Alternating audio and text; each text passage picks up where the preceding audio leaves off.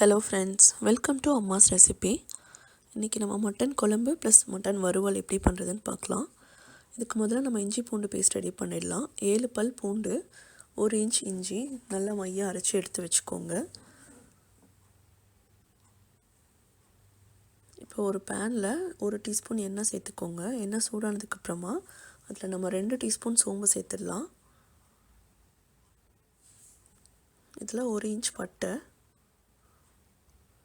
2 teaspoon கொத்தமல்லி, கொஞ்சமாக மிளகு சேர்த்துட்டு லைட்டாக வதக்கி விட்டுடுங்க.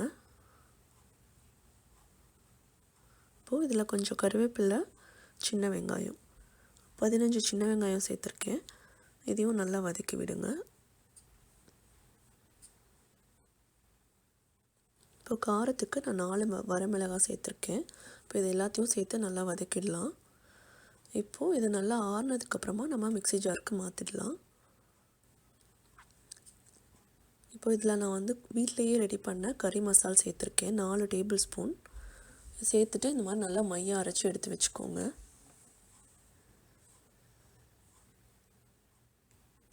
இப்போ ஒரு குக்கரில் 2 டேபிள் ஸ்பூன் எண்ணெய் சேர்த்துக்கோங்க. எண்ணெய் சூடானதுக்கப்புறமா கொஞ்சமாக கடுகு சேர்த்துட்டு அது பொரிஞ்சதுக்கப்புறமா நம்ம வாஷ் பண்ணி க்ளீன் பண்ணி வச்சுருக்க மட்டனை அதில் சேர்த்துடலாம். நான் இன்றைக்கி 3/4 கிலோ அளவுக்கு மட்டன் எடுத்திருக்கேன். இப்போது இதை லைட்டாக வதக்கி விட்டுடலாம்.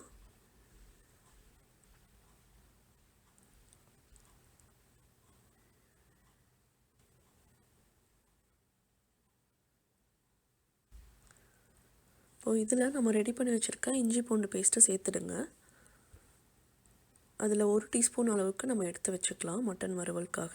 மற்ற இஞ்சி பூண்டு பேஸ்ட்டை இதில் சேர்த்து வதக்கி விட்டுடலாம். இதில் தேவையான அளவு மஞ்சள் தூள்,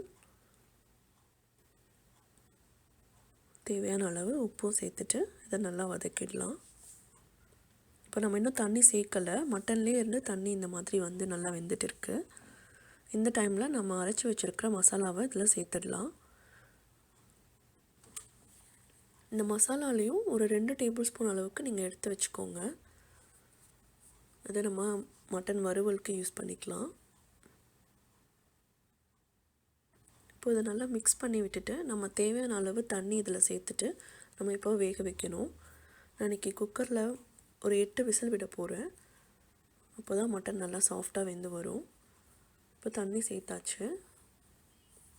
இப்போது நல்லா மிக்ஸ் பண்ணிவிட்டு இப்போ நீங்கள் உப்பு காரம்லாம் சரி பார்த்துட்டு குக்கர் மூடி போட்டுட்டு 8 விசில் விட்டுடுங்க. இப்போ பாருங்கள், 8 விசிலுக்கு அப்புறம் மட்டன் சூப்பராக வெந்துருச்சு. குழம்பு ரெடி ஆகிடுச்சு. இப்போது நம்ம மட்டன் தனியாக குழம்பு தனியாக எடுத்து வச்சுக்கலாம். இப்போ பாருங்கள், குழம்பு சூப்பராக ரெடி ஆகிடுச்சு. இப்போது மட்டன் வறுவல் எப்படி பண்ணுறதுன்னு பார்க்கலாம். அதுக்கு ஒரு பேனில் கொஞ்சமாக எண்ணெய் விட்டுட்டு வெங்காயம், பச்சை மிளகாய், கருவேப்பிலை இது எல்லாத்தையும் சேர்த்து நல்லா வதக்கிடுங்க.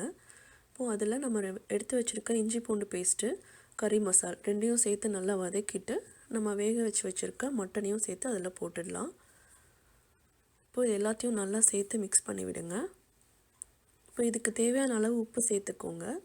ப்ளஸ் நமக்கு இது காரத்துக்கு கொஞ்சமாக கறி மசாலா தூளும் குழம்பு மசாலா தூள் ரெண்டுமே நீங்கள் சேர்த்துக்கலாம்.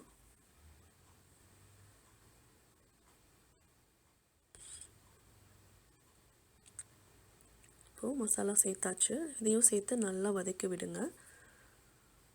இப்போது எல்லாம் நல்லா மசாலா வாசம்லாம் போயிட்டு நல்லா சூப்பராக வதக்கியாச்சு. இந்த டைமில் கொத்தமல்லி தழை சேர்த்துட்டு நம்ம ஸ்டவ்வை ஆஃப் பண்ணிடலாம். இப்போ பாருங்கள், சூப்பரான மட்டன் வறுவலும் ரெடி ஆகிடுச்சு. இப்போது மட்டன் குழம்பு வறுவல் ரெண்டுமே சூப்பராக ரெடி ஆகிடுச்சு. நீங்களும் ட்ரை பண்ணி பார்த்துட்டு சொல்லுங்கள். தேங்க்ஸ் ஃபார் வாட்சிங்.